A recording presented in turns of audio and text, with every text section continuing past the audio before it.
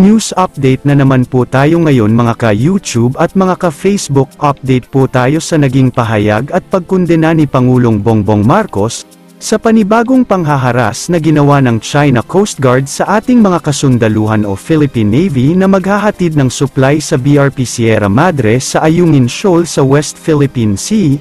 Narito po ang ilang mga impormasyon na ating nakalap at ang mismong pahayag ng ating Pangulo.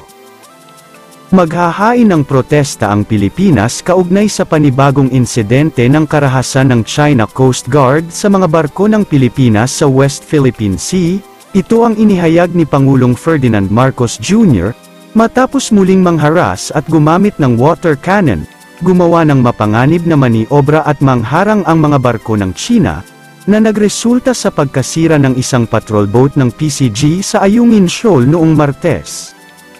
Ganon pa man, hindi nakikita ng Pangulo na gamitin ang Mutual Defense Treaty sa Amerika sa pinakahuling insidente sa China.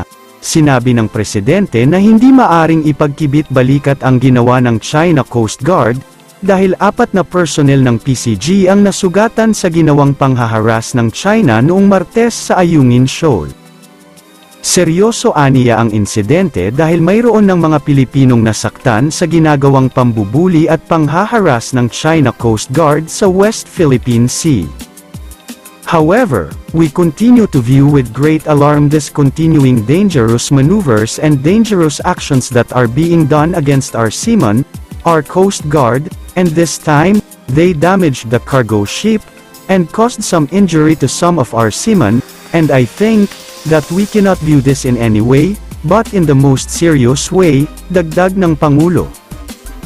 Kaugnay naman sa naispetang Chinese research vessels sa Benham Rise, sinabi ni Pangulong Marcos Jr.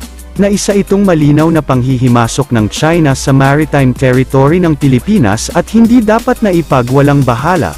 Pero duda ang Presidente na hindi lamang mga research vessel ang nakita sa Benham Rise at ito ay nakakadagdag sa umiiral na tensyon sa West Philippine Sea. Narito po ang mismong pahayag ng ating Pangulong Bongbong Marcos, pakinggan po natin.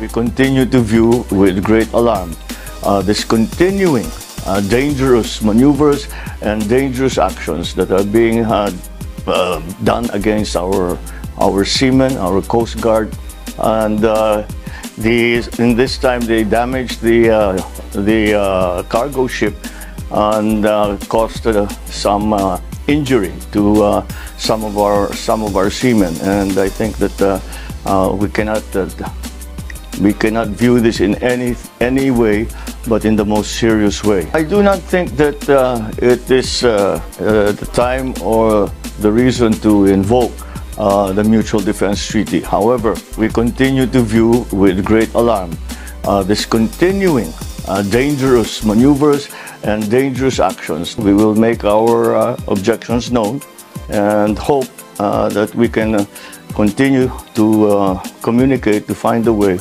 so that such actions are no longer seen in the West Philippine Sea. And it is, as usual, of great concern. And I see it as absolutely unnecessary, because if it is truly a research vessel, then we could have come to a very simple agreement that the research vessel will ply the waters and do the research that they need to do. Again, this is a bit of an escalation of the tension that is present in the West Philippines. Ano po ang masasabi ninyo mga ka-YouTube at mga ka-Facebook sa usaping ito? Comment nyo po ang inyong saloobin. Kung nagustuhan nyo po ang videong ito, paki-like and share na lang po. At kung hindi pa po kayo nakasubscribe sa aming channel at naka-follow sa aming page, pa-subscribe at follow na lang din po. Paki-click na rin po ang notification bell para updated po kayo sa susunod pa nating mga balita. Maraming salamat po sa panunood at suporta. All the glory belongs to our Lord Jesus Christ. God bless us all.